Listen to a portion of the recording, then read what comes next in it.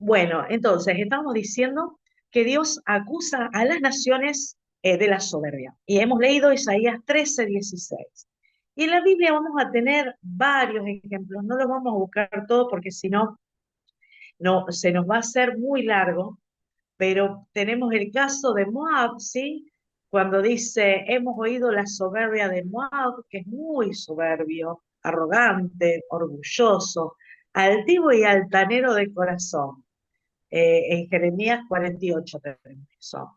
A Tiro, el Señor le reprocha, tu corazón se ensoberbeció y dijiste, yo soy un Dios y estoy sentado en el trono de Dios, del Dios con mayúscula, en medio de los mares, pero tú eres hombre y no Dios, y has puesto tu corazón como el corazón de un Dios.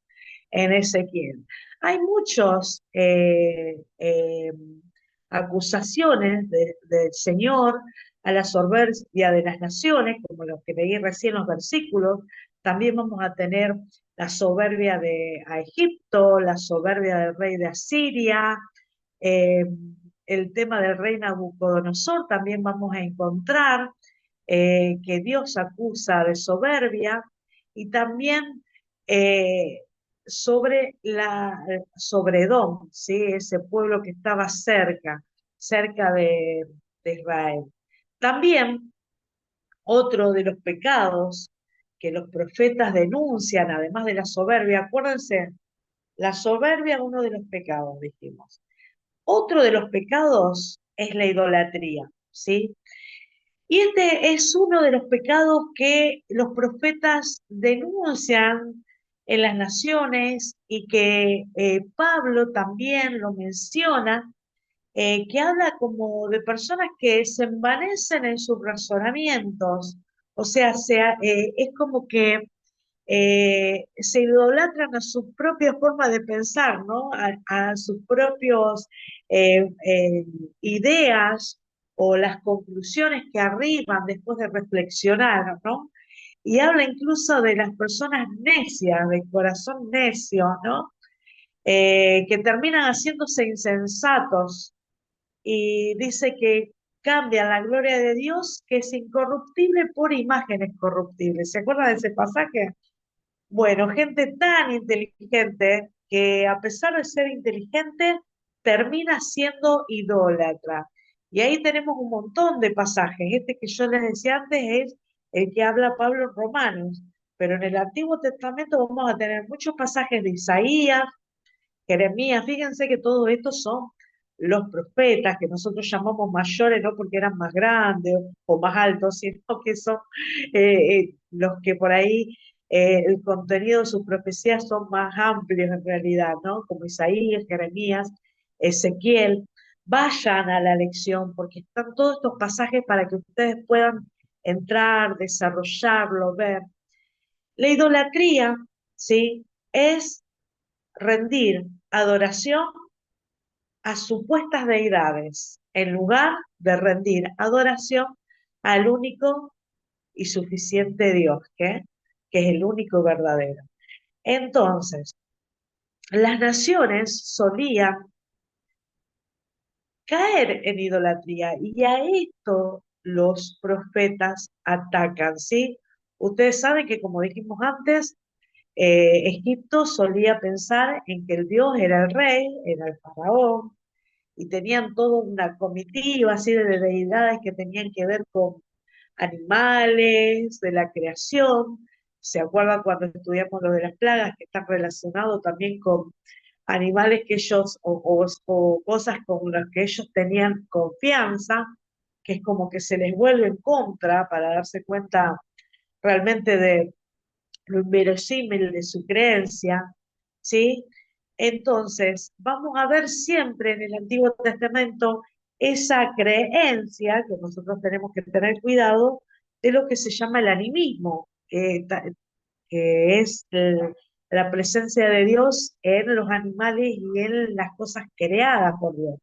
Nosotros siempre decimos que las cosas de Dios, creadas por Dios, eh, son las cosas que podemos ver y nos muestran, ¿sí?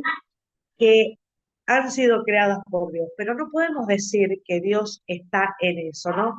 Eh, Hay una tendencia animista, o sea, Dios en las cosas, en lo creado, que es una tendencia humana. Fíjense que no solamente el Antiguo Testamento, si nosotros pensamos en nuestros pueblos originarios, en la Pachamama, la Madre Tierra, ¿no?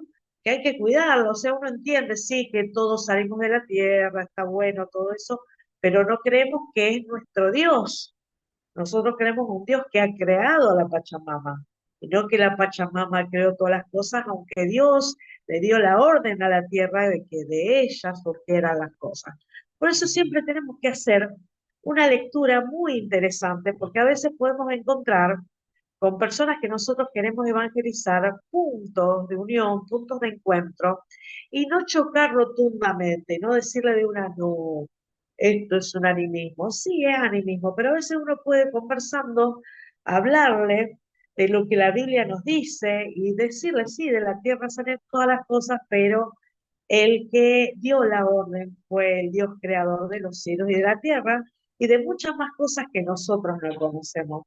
Entonces, a veces podemos captar, ¿sí? También la atención de la gente a la hora de hablar de algo, ¿sí? Entonces, nosotros entendemos que ya desde el inicio Dios está llamando en contra, está llamando a los profetas a hablar en contra de este animismo que tenía incluso jerarquías en la tierra, jerarquías de deidad, ¿no? Dioses sujetos a otros dioses que a la vez estaban sujetos a otros dioses y así, ¿no? Y que tienen por ahí la misma idea y cambiaban el nombre en los países, ¿sí? Por ejemplo, en la Biblia misma, cuando hablan de la diosa Diana, ¿sí? De los romanos, era la famosa diosa Artemisa para los griegos, o sea, deidades que iban cambiando de nombres, pero no de ideas, ¿sí? Entonces, sobre todo esto, nosotros vemos que el pueblo tiene que mostrar que hay un solo Dios y un solo creador. Y sí, ante esa idolatría, el mensaje de los profetas debía levantarse, ¿sí? La voz profética. Entonces, en la Biblia vamos a encontrar, y en los Salmos muchas veces lo hemos usado, una categoría también que ellos hacen de los ídolos, ¿no? Los ídolos que son vanidad, están vacíos, que no merecen respeto, que son hechos por el hombre mismo hace algo que después va a llamar como poderoso, ¿no? Un trozo de madera tallado, un, un material fundido por él mismo, que después va a decir, le va a conferir poderes sobre sí, siendo que fue el que lo creó, ¿no? Entonces, en la Biblia nos dicen, tienes ojos pero no ven, tienen boca pero no hablan, oídos pero no oyen. Son dioses incapaces de actuar por sí mismos, deben ser llevados en andas por las personas para llevarlas hacia un lugar. Y estas características eran contrastadas con el Dios de Israel, ¿no? El Dios poderoso, el que está por sobre todas las cosas, el que cabalga sobre las alas de las águilas de los cielos, el que los cielos de los cielos no lo pueden contener. Y así vamos a escuchar la descripción, sí, que vamos a tener en el Antiguo Testamento acerca de Dios, que es poético, pero es muy rico en sentido, sí, y en reflexión. Entonces, a pesar de todo esto, más de una vez los del pueblo de Israel estaban fascinados por estos ídolos, estaban fascinados por esas figuras, ¿sí? Entonces, a veces caían ellos mismos en querer tener los becerros, los dioses, las piedras, las rocas, ¿sí? Y muchas veces no obedecían lo que Dios quería. Y nosotros vamos a ver acá, ¿sí? Que realmente el Dios de Israel era un Dios único, singular. Eh, No había Dios fuera del Dios de Israel. Entonces, eh, mostraban siempre que solamente este Dios era el que podía salvar. Otra de las cosas que se acusa en el Antiguo Testamento a las naciones periféricas es acusar de la maldad. Y la maldad, ustedes saben que tiene muchas formas de expresión, no solamente la idolatría, ¿no? En ese sentido, sino que realmente el pecado, la injusticia es maldad, ¿sí? La transgresión. Entonces, en la Biblia vamos a ver la maldad del mundo, por ejemplo, vamos a tener pasajes de Isaías para ver, entonces vamos a ver personas que piensan especialmente en hacer el mal y a perjudicar a otros, que pasan tiempo pensando cómo hacer que otra persona le vaya mal, ¿no? Esas personas, ¿no? Los impíos, suele hablar la Biblia, cuando habla de los impíos, habla de esas personas que no tienen respeto por Dios, no tienen temor de Dios, ¿sí? Eh, es la antítesis del justo, el impío, ¿no? Es el injusto, es aquel que no le importa vivir sin Dios y no le importa afectar a nadie. La iniquidad que es ese pecado que puede ser de una persona o puede ser de un grupo, o puede ser de una nación, ¿sí? eh, Esa iniquidad, esa forma de pecar que no tiene, por así decirlo, clase social, como nos decía Eric en su apunte, sino que atraviesa todos los estratos de la sociedad, ¿sí? Esa iniquidad que hace que no le importa el resto, que solamente le importa lo que ellos quieren, y los demás, bueno, por ahí utilizaremos la palabra, bueno, los demás, que se salven solos como puedan. Salve bien cuando hoy dicen sálvense y que pueda, bueno, en realidad era salvémonos nosotros, los demás no nos importan. Esa era la idea, ¿no? A las naciones se las acusa también, los profetas las van a acusar de ensañarse contra Israel. Naciones que se unían para atacar a Israel. Naciones que se ponían de acuerdo para no facilitarle las cosas al pueblo de Israel, que no les permitían un montón de cosas, no lo dejaban pasar por su lugar, eh, naciones que les mentían, ¿sí? Hay muchos juicios y acá vamos a tener también, eh, por ejemplo, las profecías de Joel, ¿sí? Sobre las injusticias que habían hecho con el pueblo de escogido. Ya Joel no es uno de los profetas mayores, uno de los menores, porque su profecía, como dije algo antes, dura menos en el sentido de extensión de lo escrito, ¿no? Entonces Dios, que elige un pueblo para sí, eh, la mira, como dice en la palabra, como a la niña de sus ojos, la mira con ese cuidado especial que solamente Dios puede tener sobre su creación, sobre los que ellos son de Él y sobre los que Él toma para sí. Entonces, eh, Israel no se debía preocupar ni por los tratados que hacían las naciones enemigas, ni por los ejércitos que podían venir contra ellos, ni las alianzas de los poderosos, sino que debía confiar siempre en eso, en que ellos eran los elegidos de Dios. Y el anuncio profético del Antiguo Testamento habla siempre de castigo y juicio y de anuncio y salvación, ¿no? Entonces vamos a encontrar en los profetas, por ejemplo, acá ahora me voy un poquito a la punta del profesor para hacer el punteo que él hace. Juicios nacionales, dice, anuncio, castigo y juicio. Estoy en la página 28, si alguno lo tiene. Y dice, se puede distinguir el juicio sobre algunas naciones que el juicio al final de los tiempos. Hay una diferencia. Juicios nacionales, por ejemplo, cuando el profeta Nahum habla de la caída de Nínive.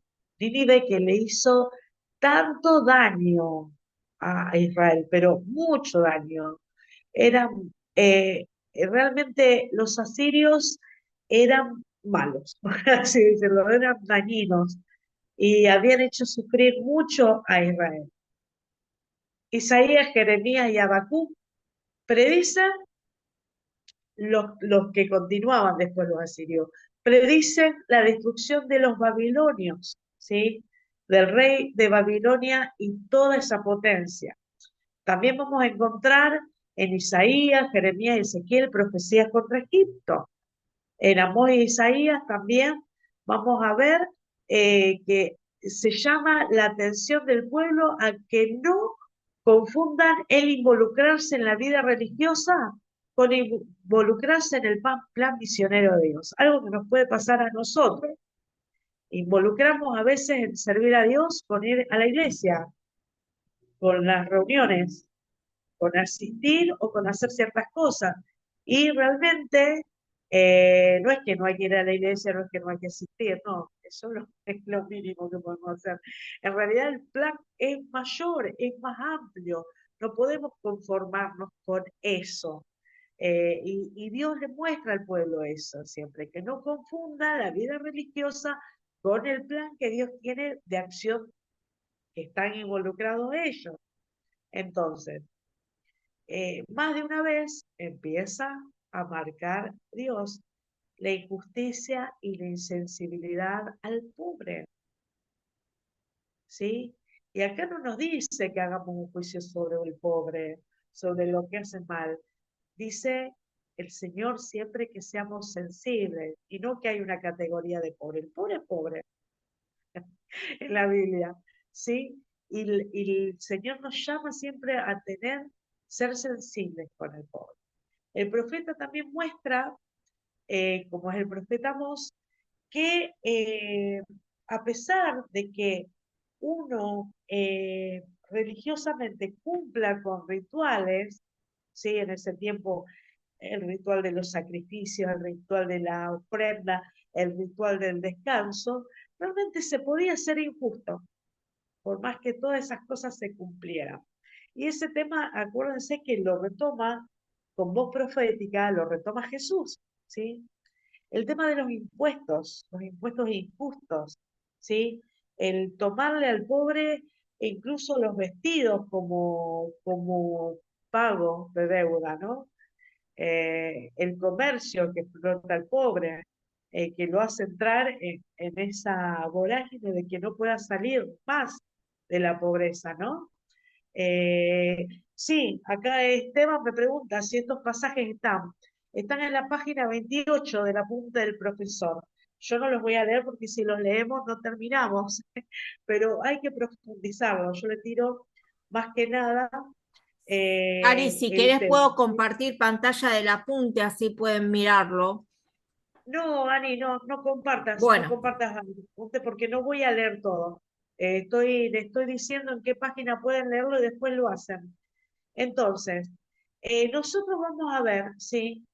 Que el Señor una y otra vez va a estar sobre estas cosas, sobre la idolatría, sobre la iniquidad, sobre la injusticia, sobre la falta, ¿sí?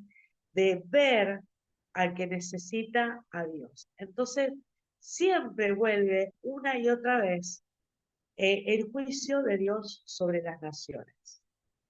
Pero lo bueno es que no es todo solamente juicio, porque también siempre vamos a tener el anuncio, ¿sí? De salvación a las naciones. Entonces vamos a tener también de parte de Dios esa voz dulce, ese llamado amoroso al arrepentimiento. Entonces el Señor una y otra vez en los textos del Antiguo Testamento nos va a hablar que Dios mismo va a tomar el lugar, ¿sí?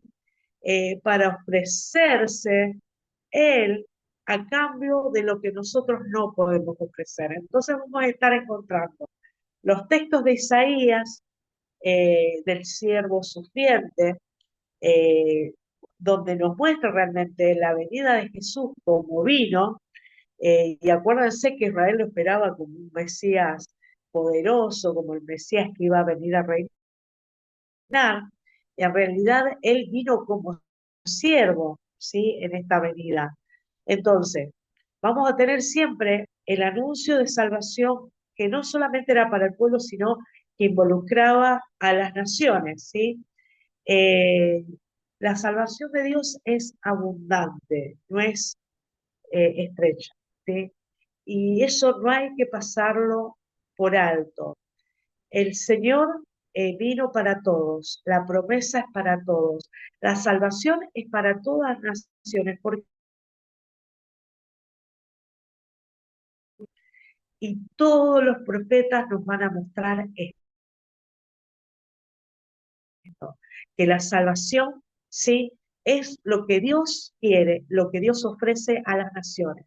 Y lo que deben hacer las naciones, porque no es por mérito, es realmente reconocer la obra de Dios y arrepentirse. Y ahí está el tema, ¿sí? El tema de la salvación. Y ahora sí vamos a ir a lo que yo les había pedido. Tenemos un profeta muy especial, tenemos incluso una canción que aprendimos de niños acerca de este profeta. Medio es como eh, medio negativo, pero creo que en él podemos ver muchos de nuestros rasgos a veces sin darnos cuenta, ¿no? Y es Jonás. ¿Se acuerdan que yo les dije la semana pasada que lean el libro de Jonás? ¿Quiénes pudieron leerlo? A ver, levante la mano, ahí Seferino me levanta la mano, muy bien. Pastor también. ¿Pudiste leer, Ani? Jonás, ahí me hace las palmas. Sí, Ani, bien. tengo todo frenado. Ah, bueno, Tengo todo, bueno, y toda Esteban, mi no sé, computadora vos, porque no te frenada. veo. Sí, sí. Bueno, Estuve haciendo la tarea. muy bien, muy bien. Esteban, vos pudiste leerlo, mandame un mensajito. Por ahora, bueno, la mayoría, así que bien, bien, bien, bien. Esteban dice algo, bueno, recuerden leerlo. Hay a veces también, si ustedes no lo hagan mientras manejan, porque no van a tener atención, no es un buen consejo escucharlo mientras uno maneja, pero incluso si uno entra, está grabado el libro, puede por ahí googlearlo, audio del libro bíblico de Jonás, y lo pueden escuchar, porque a veces uno no Eh, tiene tiempo de los que sentarse y leerlo. usan la aplicación de YouVersion tiene para que puedas escuchar. Ah, no, yo no uso, yo soy más antigua, pongo ahí en el Google, googleo y pongo audio de Jonás, el libro de Jonás del Antiguo Testamento, y me sale varias opciones y yo marco ahí, casi siempre las de YouTube, ¿no? Voy a marcar. Pero bueno, ese es un tema. Yo a veces cuando quiero escuchar algo y tengo que hacer algo como que no permite que yo piense, no necesito como pelar, no sé, papas o algo así, que no tengo que estar muy atenta, o si estoy barriendo algo y puedo concentrarme, bueno, aprovecho, pongo un audio y gano tiempo. Así que si a alguno les sirve, se lo recomiendo. Vamos al libro de Jonás, vamos a ponerlo en mano. A ver, vamos a buscar todo el libro de Jonás, vamos a estar un poquito y vamos a ver por qué nos parece interesante Jonás, por qué lo traemos a él, eh, a esta clase, ¿no? Porque teniendo tantos, estamos con tantos profetas, tantas cosas importantes que nosotros vamos y nos ponemos con Jonás. ¿Por qué? Porque Jonás es, es un prototipo para Israel, en este caso en el Antiguo Testamento, y para la iglesia en el Nuevo, ¿sí? ¿Por qué? ¿Qué nos referimos cuando es un prototipo? Estamos diciendo que es como un ejemplo, no en ese sentido a seguir, sino como una demostración de lo que a veces como cristianos nos puede estar sucediendo a nosotros, ¿sí? Eh, Jonás es muy, muy interesante leerlo y a veces nosotros lo leemos y somos medios malos con Jonás. Yo siempre digo, somos tan duros con Jonás y a veces nos cuesta ver que muchas de las cosas de Jonás nos pasan a nosotros mismos. Entonces, vamos a abrir el libro de Jonás y vamos a leer. Entonces, vamos a hacer, el profesor nos lleva al libro de Jonás a verlo como si fuera como una obra de teatro, voy a decir yo, no dice la obra de teatro, pero lo digo yo.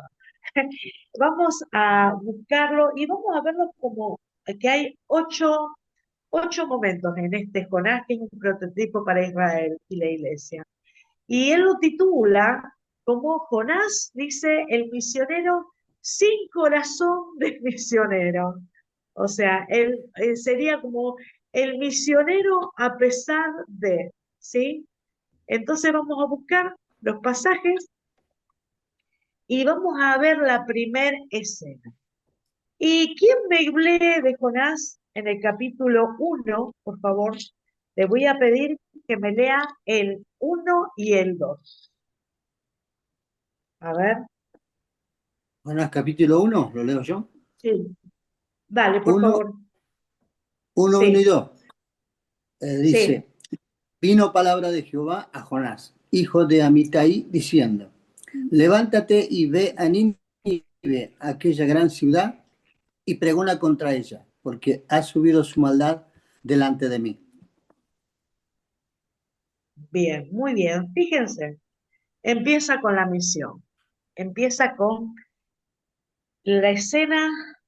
Dios llama a este profeta, a su portavoz, como decíamos antes, a la voz de Dios que tenía en ese momento y lo comisiona, que vaya a Nínive y le tenía que decir la maldad que ellos habían cometido.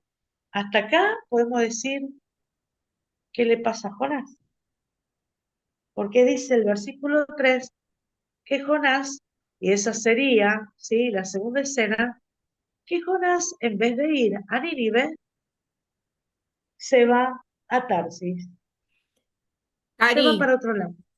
Sí, yo estuve investigando del tema, ¿no? Porque siempre tuve bueno, querías la duda de saber para dónde quedaba Tarsis. Nos dijeron que quedaba para el otro lado, pero este lugar quedaba en el sur de España, muy lejos de Nínive, muy lejos, el doble de lejos.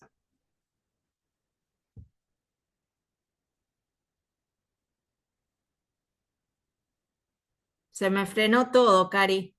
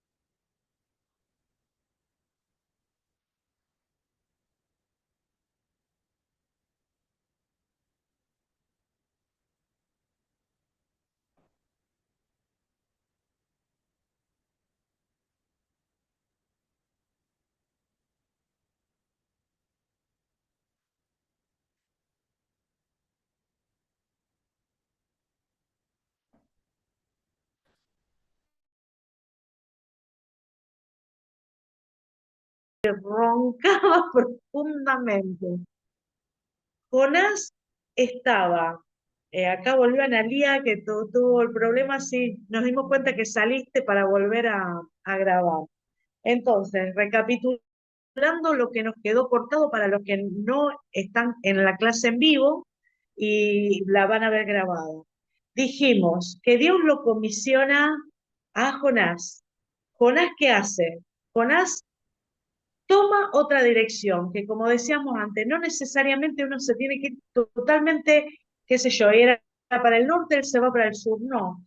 Puedo irme al costado, pero ya me estoy yendo fuera de la voluntad de Dios. Y esto es lo que hizo Jonás. No fue a Nínive, se fue para otro lado, al primer lugar donde encontró un barquito ahí que sacó y ahí se metió.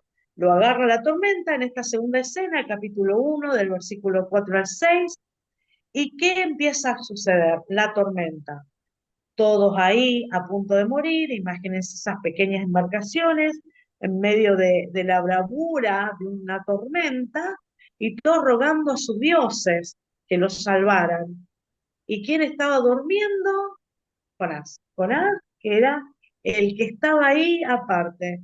Todos desesperados por su vida, pero Jonás no le interesaba nada. Fíjense, a veces el profesor en esto que les digo que por favor después leen, él nos dice, y se los voy a leer textualmente, ellos luchaban por la vida, Jonás dormía, a veces la iglesia también duerme, precisamente en la tormenta del juicio de Dios que pasa por sobre el mundo. Interesante esa frase que nos da Eric en su apunte. Y a veces nosotros estamos así, la gente está desesperada y nosotros estamos ahí alejados de esa desesperación durmiendo, ¿no? Entonces, cuando descubren, ¿sí? Que el pasaje, fíjense que son 4 capítulos cortitos, que lo encuentran y dice, ¿cómo podéis estar durmiendo? Le dice el capitán, clamamos ¿Sabes lo también, a que, ver qué viene nos sabes lo que ayuda, ¿no? pasa, Cari?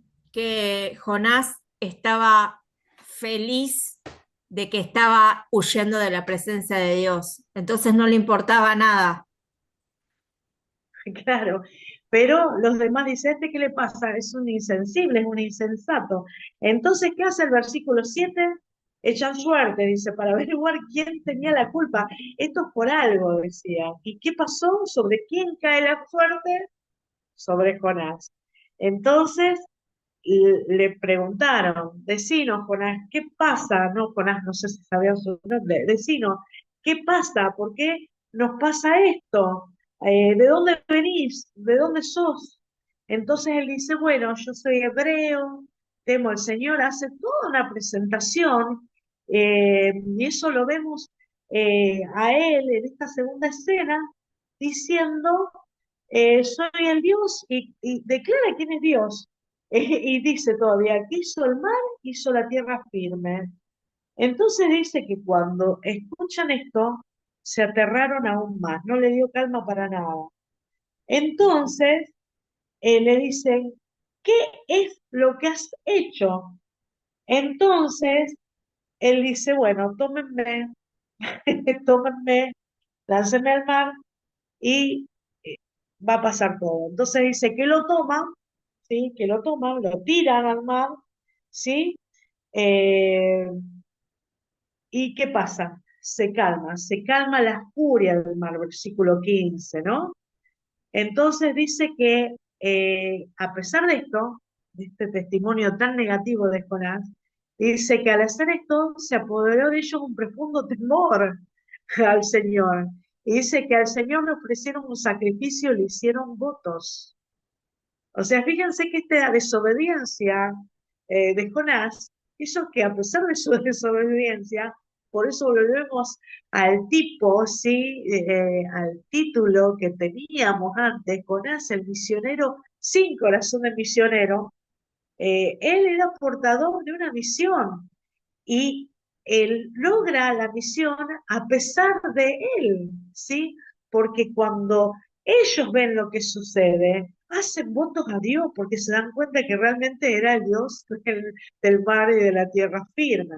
La tercera escena, que sería del capítulo 17, que, que leemos ahora, el último versículo del capítulo 1, hasta el capítulo 2, versículo 1, habla de una situación. Dios dispone un pez, que no dice qué tipo de pez es, por eso no digamos, vino una ballena, no, dice un pez, y dice que lo dispuso y el pez lo traga y él pasa 3 días y 3 noches en el vientre de este pez. ¿Sí? También estuve Eh, investigando eso, Cari, de curiosa, ¿no?